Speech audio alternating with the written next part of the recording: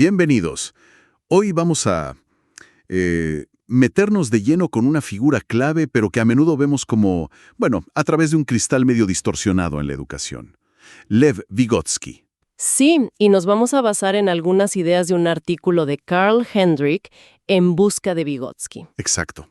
Y la misión, digamos, es tratar de entender por qué su concepto más famoso, la Zona de Desarrollo Próximo, la ZDP, podría ser, bueno, como dice Hendrik, citando a otros, la idea peor entendida de la educación, sobre todo fuera de Rusia, ¿no? Es fuerte empezar así, ¿eh? Hendrik también menciona una cita que dice algo como: las obras de Vygotsky han sido usadas como base para ciertas reformas escolares socioconstructivistas que él seguramente habría desaprobado por completo. Uf, tremendo. Y además está esa historia increíble. Murió súper joven, Stalin prohibió sus obras y de repente, décadas después, ¡pum!, renace. Pero no en Moscú, en California. Precisamente. Y ese renacimiento occidental, que es como una paradoja, es fundamental para entender por qué hay tantas interpretaciones dando vueltas, a veces hasta contradictorias. Ok, a ver, vamos a desarmar esto. Vygotsky llega a Occidente, digamos oficialmente, con Minding Society en 1978. Ajá. Pero, y esto me parece clave, no era un libro como él lo hubiera pensado, ¿verdad? Era más bien como un rompecabezas. Fragmentos, textos sueltos, traducidos y armados por Michael Cole y su equipo para un público que no lo conocía. Exacto. No era una obra completa ni, digamos, totalmente representativa de todo su pensamiento. Y de ahí, de esa publicación fragmentada, sale lo que podríamos llamar el Vygotsky angloamericano. Claro. Ese es el Vygotsky que casi todos asocian con lo social, lo colaborativo, el constructivismo, el que siempre citan junto a Brunner, Rogoff, Wirth. El Vygotsky que te imaginas en un aula llena de chicos hablando, ayudándose entre ellos, el famoso scaffolding, el andamiaje, aprendizaje por descubrimiento, trabajos en grupo. Esa es la imagen que nos llega a muchos, ¿no? Sí, la que predomina. Pero, ¿era esa realmente su idea central o es más complejo? Ahí está el nudo, porque si te metes en las obras completas o en lo que escribieron sus seguidores directos en Rusia, como Menchinskaya, Galperin, ahí aparece otra figura, el Vygotsky ruso. ¿Y cómo es ese Vygotsky ruso? Este es más dialéctico, mucho más instruccional, pone un énfasis enorme, pero enorme, en que el docente tiene que transmitir sistemáticamente las herramientas conceptuales. O sea que en esta visión, el maestro no es solo un facilitador que acompaña. No. Es alguien que activamente te enseña formas de pensar. Pensamiento científico, abstracto, cosas que quizás vos solo no descubrirías tan fácil. Exacto. El conocimiento no solo se construye socialmente, sino que se imparte deliberadamente. El maestro no da un paso al costado, sino que interviene. Y fuerte. O sea, la enseñanza estructura el pensamiento. Correcto. El foco está en cómo esa instrucción, bien estructurada, transforma a la conciencia misma del que aprende. Es una visión bastante más directiva de la enseñanza, sí. Lo que nos lleva de cabeza a la pregunta, ¿cómo puede ser? ¿Cómo un mismo tipo inspira visiones tan opuestas? ¿Lo leyeron mal o qué pasó? Mira, el contexto histórico de cómo se lo recibió es clave. Minding Society sale en Estados Unidos, en Europa, justo en un momento en que se estaban buscando alternativas al conductismo.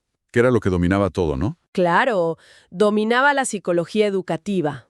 Y había como un empuje fuerte hacia enfoques más progresistas, más centrados en el estudiante. Y claro, este Vygotsky social, colaborativo, sacado de esos pedacitos de texto. Encajaba perfecto, como anillo al dedo. Les daba una base teórica, o eso parecía, para justificar prácticas que ya estaban queriendo implementar. O sea que se volvió como la bandera teórica del constructivismo social. Precisamente.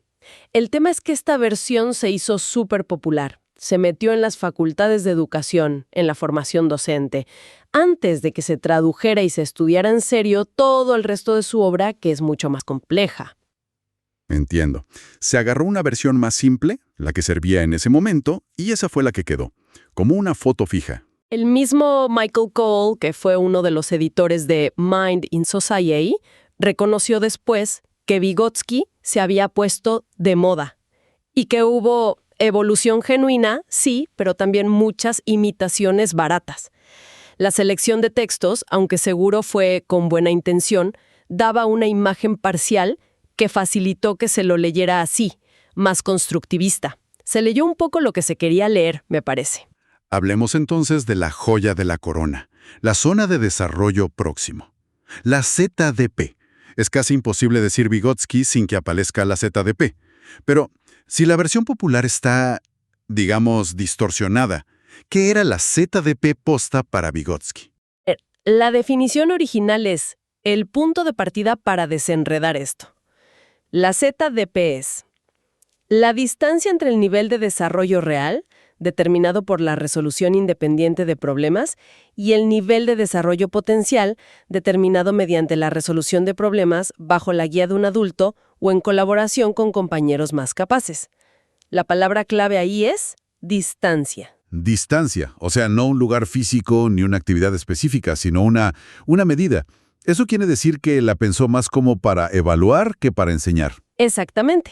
Era fundamentalmente un concepto diagnóstico. Servía para ver no solo lo que un chico ya podía hacer solito, su desarrollo real, sino también qué tan listo estaba para aprender algo nuevo con ayuda, su desarrollo potencial.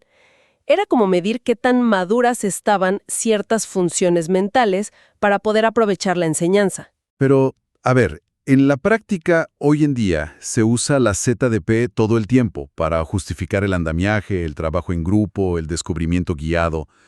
¿Cómo se dio ese salto de herramienta de análisis a receta pedagógica? ¿Fue solo que lo entendieron mal o hay algo más? Yo creo que es una mezcla. Por un lado, sí, se simplificó. Es un poco como la crítica que hace Paul Kirchner al aprendizaje por descubrimiento, ¿viste? Que se confunde hacer ciencia con aprender ciencia. Bueno, acá pasó algo parecido.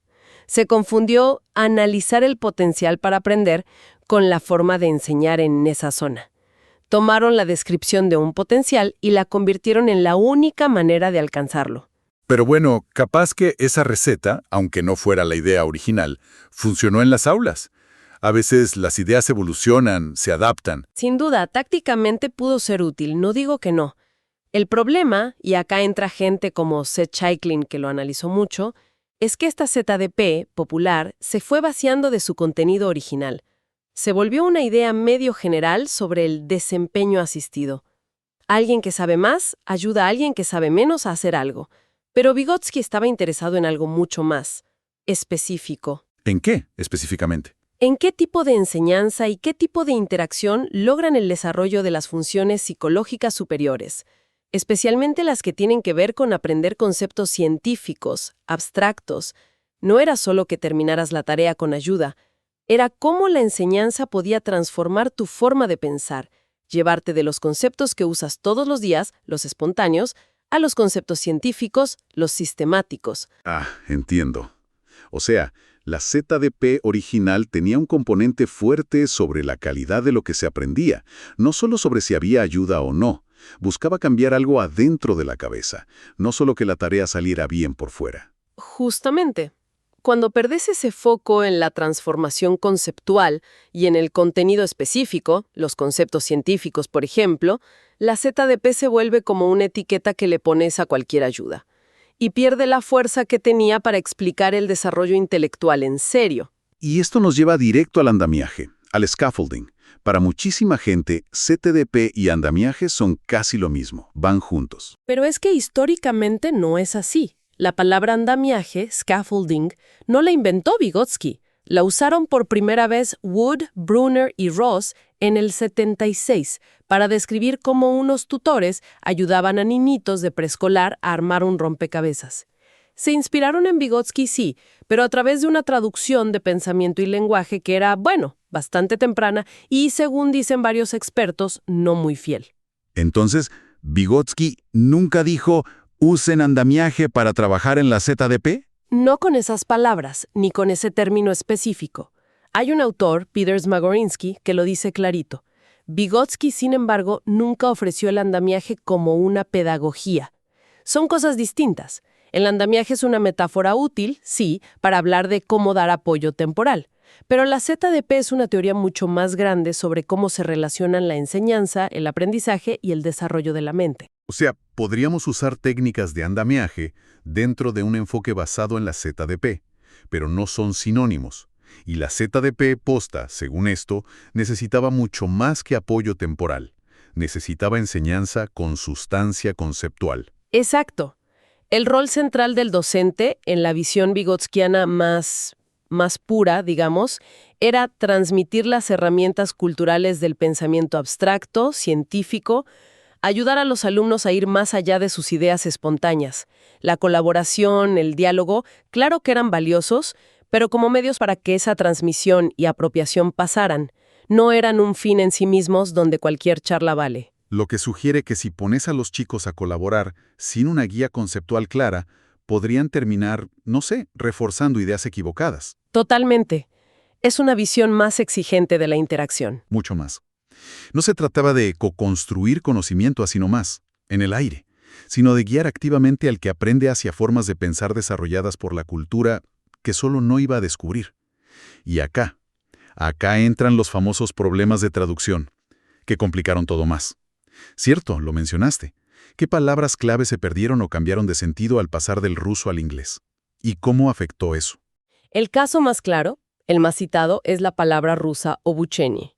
Es difícil encontrarle un equivalente perfecto, porque significa un proceso único, de ida y vuelta, que incluye tanto la enseñanza como el aprendizaje.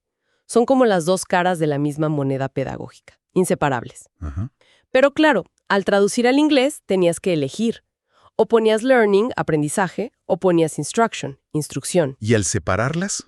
¿Qué se perdió en el camino? Se rompió esa unidad dialéctica que Vygotsky veía. Como muchas veces se tradujo por learning, se inclinó la balanza hacia una lectura más centrada en el proceso interno del estudiante, que encajaba mejor con cómo se pensaba en Occidente. Se perdió la idea fuerte de que la enseñanza dirige, moldea activamente el aprendizaje y el desarrollo. Esto conecta perfecto con lo que decíamos de los dos Vygotskis, ¿no? La traducción ayudó a que se leyera de forma más constructivista, centrada en el que aprende, y se dejara de lado la visión más guiada desde la enseñanza que tenía el original. Exactamente. El mismo Michael Cole reconoció después que los lectores en inglés podían sacar conclusiones equivocadas por culpa de esas traducciones. Y mucho antes, un tipo llamado Andrew Sutton ya había advertido que traducir obuchenie por separado hacía que gran parte del trabajo ruso en inglés no tuviera sentido, porque la palabra rusa implica una relación donde no solo los niños se desarrollan, sino que también nosotros, los adultos, los desarrollamos. Es un rol mucho más activo para el que enseña. Y hubo otras palabras importantes que se aplanaron en la traducción. Sí, quizás más sutiles, pero importantes. Por ejemplo, smysl. A menudo se traduce como sentido o significado. Pero para Vygotsky tenía una carga más profunda. Se refería al significado personal, vivido, como una mezcla de propósito, esencia y emoción, no solo la definición del diccionario. Y mencionaste Pereshivane también. Sí, perejivanie, que a veces se reduce a experiencia emocional. Pero en Vygotsky es más complejo. Es la unidad total de pensamiento y sentimiento. Es como el mundo de afuera se refleja y se procesa a través del prisma personal, emocional de cada uno. Como una situación objetiva es vivida por dentro. Perder esos matices le quita profundidad a su visión dialéctica de la conciencia, ¿entendés? Es increíble y un poco preocupante ver cómo el lenguaje puede redibujar el legado de alguien. Pero bueno, incluso dentro de Rusia después de Vygotsky, parece que tampoco hubo un acuerdo total sobre cómo seguir sus ideas. Mencionaste a Vasily Davidov. Davidov es una figura, sí, interesante y polémica. Él sí dijo explícitamente, yo sigo a Vygotsky, sobre todo siguiendo la línea de investigación sobre el juego que empezó Vygotsky y siguió el Konin. Davidov intentó llevar la estructura del juego, esa libertad aparente, la motivación que viene de adentro, al aprendizaje en la escuela. ¿Y cómo era su enfoque en el aula, más concretamente? Buscaba que los chicos descubrieran principios generales resolviendo problemas prácticos, pero problemas que el docente había diseñado con mucho cuidado. Pero, y aquí está el punto clave, Davidov rechazó explícitamente la distinción de Vygotsky entre conceptos cotidianos, los espontáneos, y conceptos científicos, los de la escuela. Se fue más para el lado de Piaget o Rubinstein, pensando el desarrollo conceptual como algo más unificado y ligado a la acción. Y ahí viene la ironía que decías. Exacto. La ironía es que a Davidov muchas veces lo presentan como el gran continuador de Vygotsky en educación, pero su modelo de aula, con ese foco en el descubrimiento guiado y rechazando esa distinción clave de conceptos, se parece más al Vygotsky angloamericano mal interpretado. Se parece más a esa versión que circuló con Mind in Society que al Vygotsky ruso que insistía en enseñar directamente los conceptos abstractos. Su enfoque, aunque era complejo y valioso en sí mismo, terminó reforzando una visión de la ZDP más como un lugar para guiar el descubrimiento que para la transmisión explícita. ¡Qué loco! Y esto contrasta mucho con la otra figura que nombraste, Natalia Menchikskaya, que sí trabajó directamente con Vygotsky, pero que casi nadie conoce en Occidente. ¿Ella qué camino siguió? Menchikskaya se metió de lleno justo en lo que Vygotsky había empezado a pensar, pero no llegó a desarrollar. ¿Cómo pasa de verdad? ¿Cómo asimilan los chicos el conocimiento de la escuela? Ella sí mantuvo esa distinción clave entre conceptos cotidianos y científicos. ¿Y qué descubrió? Porque eso suena súper relevante para cualquiera que esté en un aula hoy. Muy relevante. Menchikskaya vio con sus propios ojos esa brecha de la que hablaba Vygotsky. Los alumnos se aprendían de memoria las definiciones para el examen, pero después no sabían cómo usarlas para resolver un problema nuevo. O volvían a usar sus ideas intuitivas, las de todos los días, cuando la cosa se ponía práctica. Había como un choque real entre lo que aprendían en la escuela y lo que ya pensaban. Un problema súper actual, sí. ¿Y propuso alguna solución? Acá viene lo interesante, y quizá lo que va en contra de algunas ideas de hoy. Sus investigaciones mostraron que la enseñanza directa y abstracta de los conceptos y los principios era en muchos casos más efectiva para que los chicos entendieran de verdad y pudieran aplicar lo aprendido, que apoyarse demasiado en ejemplos concretos o materiales manipulativos sin una guía conceptual fuerte.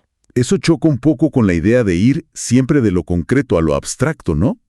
O con lo que decía Davidov de la acción práctica. Exacto.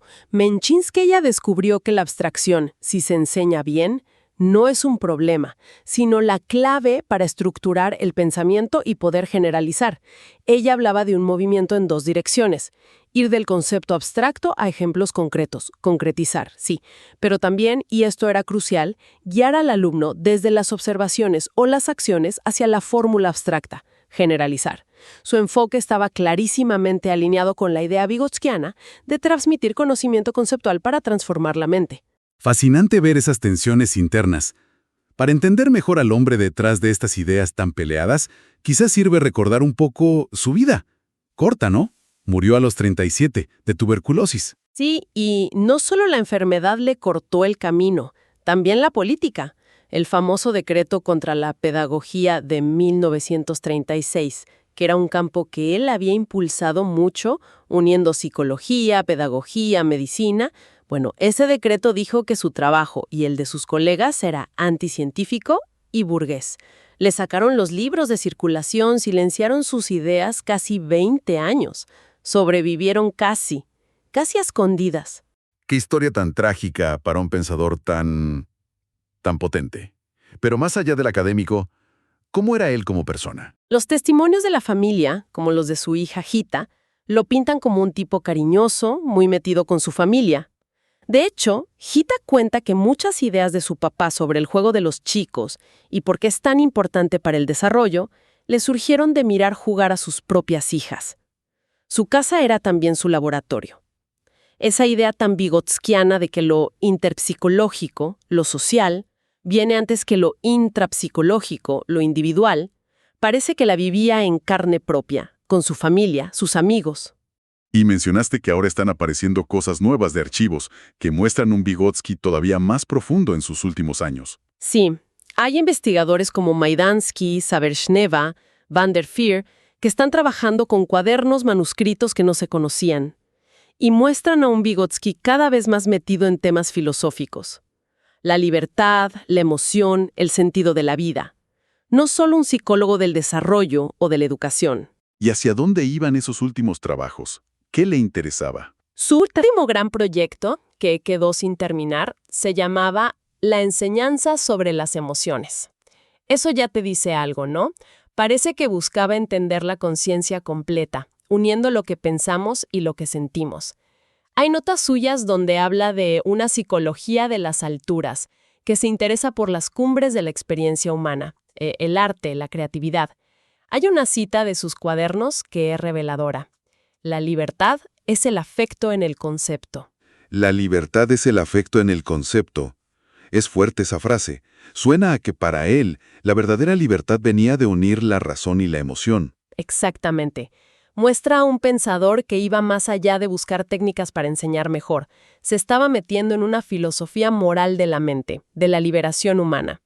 Este Vygotsky tardío complica todavía más esa imagen simple del teórico del andamiaje que anda dando vueltas. Entonces, si juntamos todo esto, parece claro que el Vygotsky que se cita tanto en educación es, en gran parte, una construcción, Sí, que nació de una traducción inicial, parcial, Mind in Society, y que después las corrientes educativas de Occidente la agarraron porque les venía bien para validar enfoques más constructivistas, centrados en el alumno.